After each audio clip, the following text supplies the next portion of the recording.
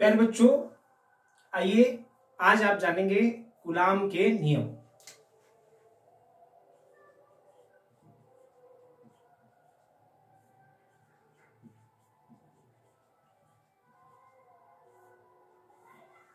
तो सबसे पहले बच्चों आप यह जानिए कि कूलाम के नियम के तहत आवेशों के बीच जो बल लगता है ये आकर्षण और प्रतिकर्षण कब होती है।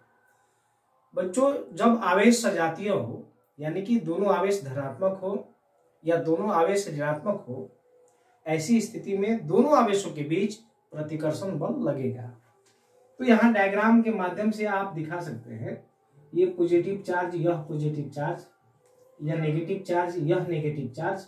तो दोनों आवेश एक दूसरे को ये प्रतिकर्षित करेगा। तो यहाँ हम लोग लिख सकते हैं प्रतिकर्षण। और जब एक आवेश है पॉजिटिव हो और दूसरा आवेश नेगेटिव हो, यानी कि जब आवेश विजातीय हो, ऐसी स्थिति में जो है आकर्षण बल लगेगा। तो यहाँ पर हम लोग अल्टरनेट करके लिख दिए, ये आकर्षित करेगा, यहाँ पर आकर्षण होगा, ये हो जाएगा आकर्षण। तो हम लोग यह जाने पहले कि सजातीय आवेश एक दूसरे को प्रतिकर्षित करते हैं एवं विजातीय आवेश एक दूसरे को आकर्षित करते हैं।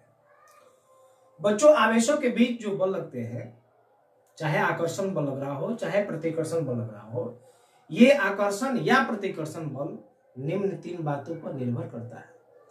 और पहली बात किस पर निर्भर करेगा? आवेशों के परिमाण पर। आवेशों के परिमाण पर। दूसरा, आवेशों के बीच की दूरी पर।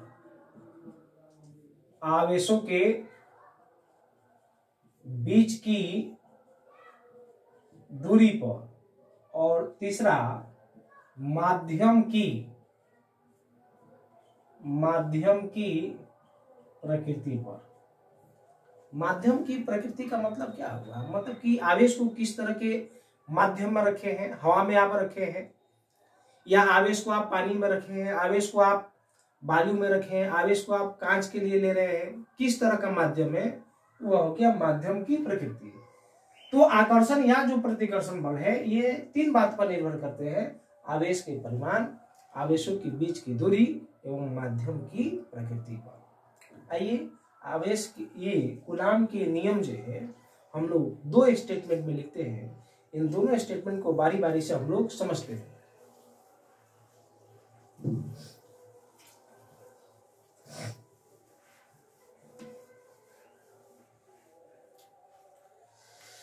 सबसे पहले जो है दो आवेश हम लोग लेते हैं।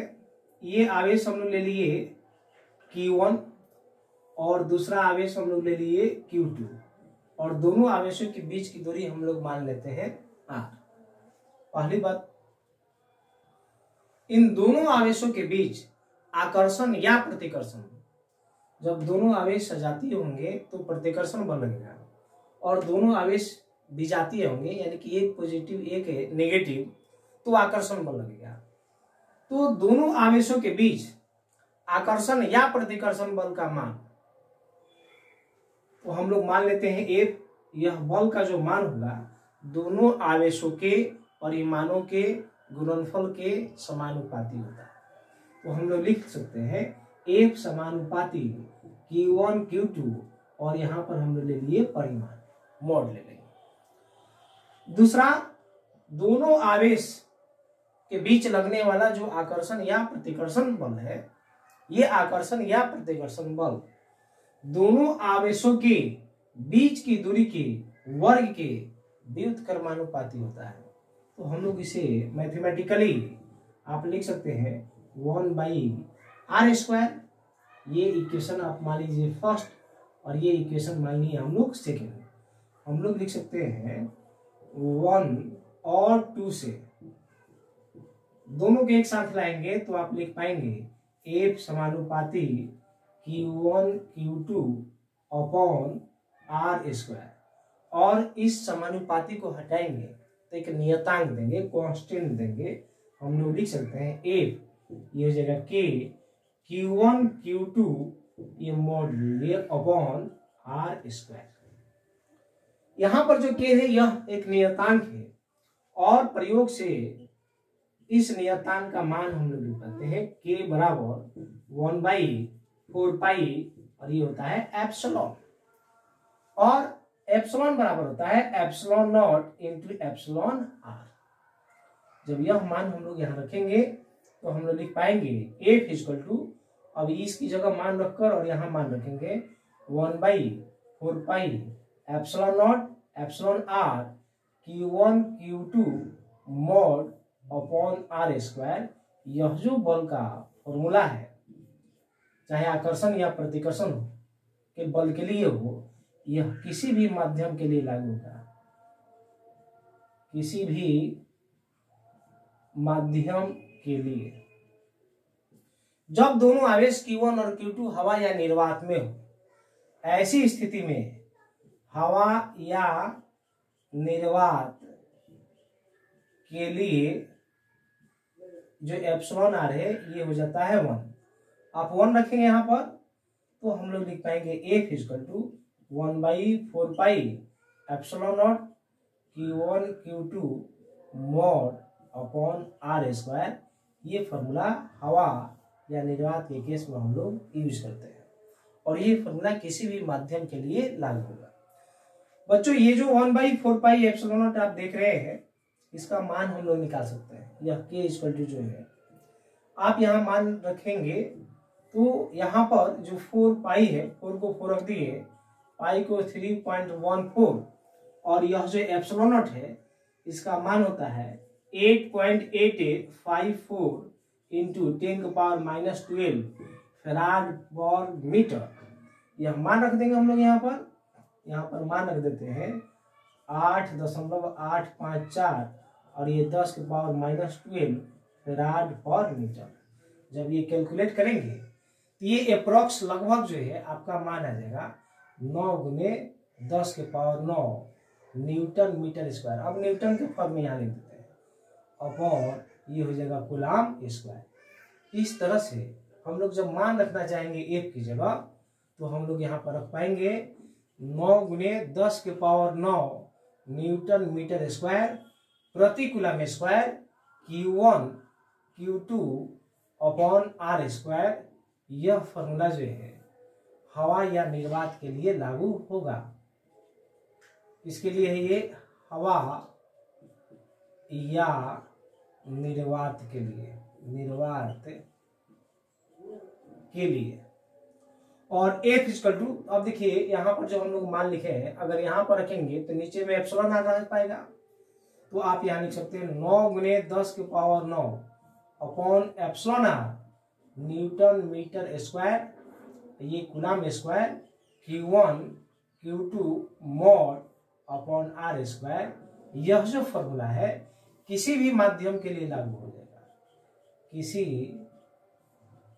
भी माध्यम के लिए। तो इन दोनों फॉर्मूला को ही हम लोग जब न्यूमेरिकल क्वेश्चन सॉल्व करते हैं तो हम लोग इन दोनों फॉर्मूला का यूज करते हैं। क्वेश्चन में यह गिवन होगा, दिया गया होगा कि आवेश हवा में है या आवेश किसी अन्य माध्यम में है, तो जिस तरह की बात पूछी जाएगी क्वेश्चन में उसके अकॉर्डिंग हम लोग जो है क्वेश्चन को फॉर्मूला का यूज करके हम लोग सॉल्व करते हैं। आइए यहाँ पर जो एप्सिलॉन नॉट आप देख रहे हैं इसका मात्रक और विमान जनरली ऑब्जेक्टिव में क्वेश्चन पूछे जाते हैं, हम लोग इसका एक्सप्लेनेशन करते हैं।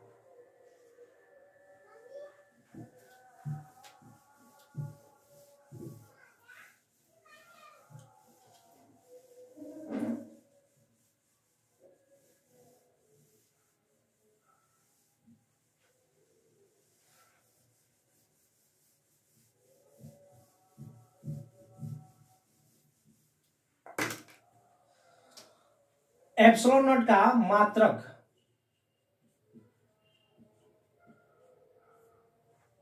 पहले हम लोग एसआई मात्रक का बात करते हैं। इसका मात्रक है ये एसआई है। फॉर्मूला हम लोग लिखेंगे बच्चों F equal to 1/4 epsilon not हवा के लिए Q1 Q2 upon R square. जिसका भी मात्रक निकालना हो उसको अकेला करेंगे। तो इसको आप इधर ला देंगे, इसको नीचे ला देंगे, ये एप्सिलॉन नॉट इस जगह 1/4 पाई, ये हो जाएगा एफ, और यहाँ लिख पाएंगे Q1 Q2 अपॉन ये हो जाएगा R स्क्वायर।